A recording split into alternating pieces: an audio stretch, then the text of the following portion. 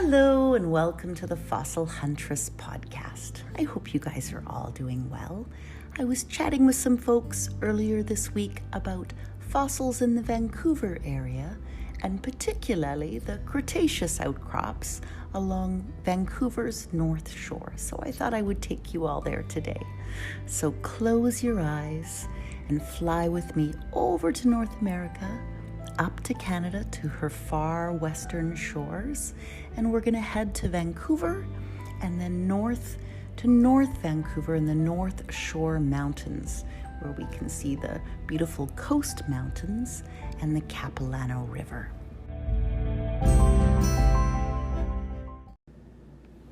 I'm truly blessed to live in Vancouver in British Columbia. It's a spectacular mix of mountains and forests, lowlands, inlets and rivers, all lovingly wrapped by the deep blue of the Salish Sea. So for today's journey, you're going to join me. I'm going to start in Kitsilano and head through downtown, through Stanley Park and over the Lions Gate Bridge to the North Shore and to Capilano. So as we head there and we kind of peak in the center of the Lions Gate Bridge and we look to the north, you can see the coast mountains and a wee bit of the Cascades tucked in behind. And we can also see the Capilano Reservoir. So it's just between the Lions to the west and Mount Seymour to the east on Vancouver's North Shore. You may have hiked out to the Capilano Suspension Bridge or to the Capilano Reservoir. So it's that bounty of water that flows directly into your cup if you live in Vancouver. So if you look down from the reservoir, you see the Capilano River as it makes its way to the sea and enters Burrard Inlet. The Capilano River on Vancouver's North Shore flows through the Cascade Mountains and our coastal rainforest down to the Capilano watershed en route to Burrard. And the headwaters are at the very top of the Capilano, way up near Furry Creek. So they flow down through the valley, adding in rainwater and snowmelt, and have many little tributaries contributing to them until they get down to the lake. And the lake in turn flows through the Capilano Canyon and feeds into the Capilano River. And the blessing for this is it slowly erodes the fossil outcrops there. As we walk through the North Shore Mountains and Capilano River, we can imagine walking back through time. So this area has changed much, but it was once the exclusive domain of the Coast Salish First Nations. So Musqueam, Squamish, Tsleil-Waututh. But many things have changed since then, including the path of the Capilano River. The Capilano River's water levels, sediment deposits, and the salmon that used to spawn here have all been altered by our hands. And we have Ernest Albert Cleveland to thank for that, both for the loss of that salmon, but we can credit him with the fresh water that we drink from every cup, because it is caught and stored in a dam that bears his name. So the Cleveland Dam was his vision to capture the bounty of the watershed and ensure that it made its way into our cups and not the sea.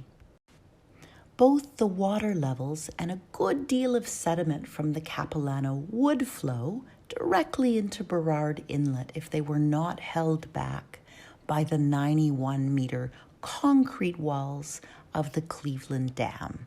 So while it was not Ernest's intention, his vision and dam building had a secondary impact.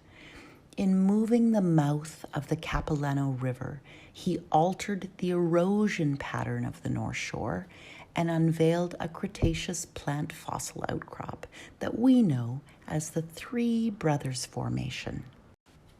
The fossil site is easily accessible from Vancouver and is best visited in the summer months when the water levels are low. So the level of preservation of the fossils are quite good. The state in which they are fossilized, however, was not ideal, so some of them are preserved as debris. So imagine the little eddies that gather along the edge of a stream or delta that kind of create mashed bits of plant. So some of them are found whole, and some of them are mashed up. The Cretaceous species you find here are found only in the sandstone. So you'll see bits of exposed shale in the area, but these don't contain any fossil material. And interesting, but again not fossiliferous, there are many granitic and limestone boulders that look like they've been brought down by the glaciers from as far away as Texada Island. So they kind of speckle amongst the river rock. But again, you want to be looking in the sandstone. So the Cretaceous plant material and the matching modern flora found here are poplar, cottonwood, big leaf maple, alder, buttercup, red cedar, blackberry, and sword fern. If you would like to head to the Capilano fossil beds of the Three Brothers Formation, you can get there in pretty much any vehicle. You actually could take transit to this site.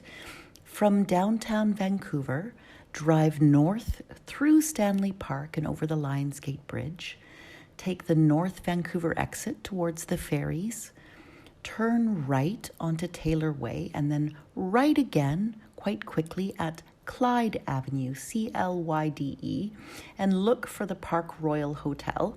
You can park anywhere along Clyde Avenue where it's legal to park.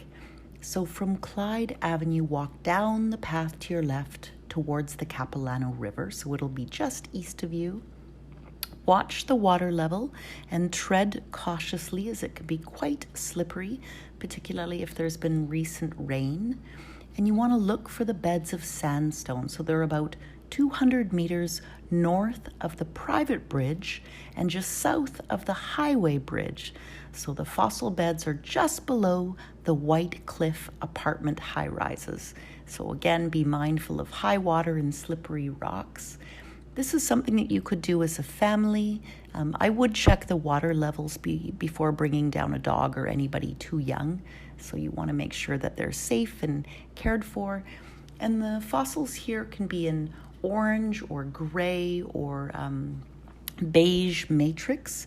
And you should recognize some of the plant materials for what they are. So if you look around, in a perfect world, this is actually perfect, the trees that grow around that river today are the same trees that you'll see embedded in the sandstone at your feet. So I hope you have a wonderful time out there.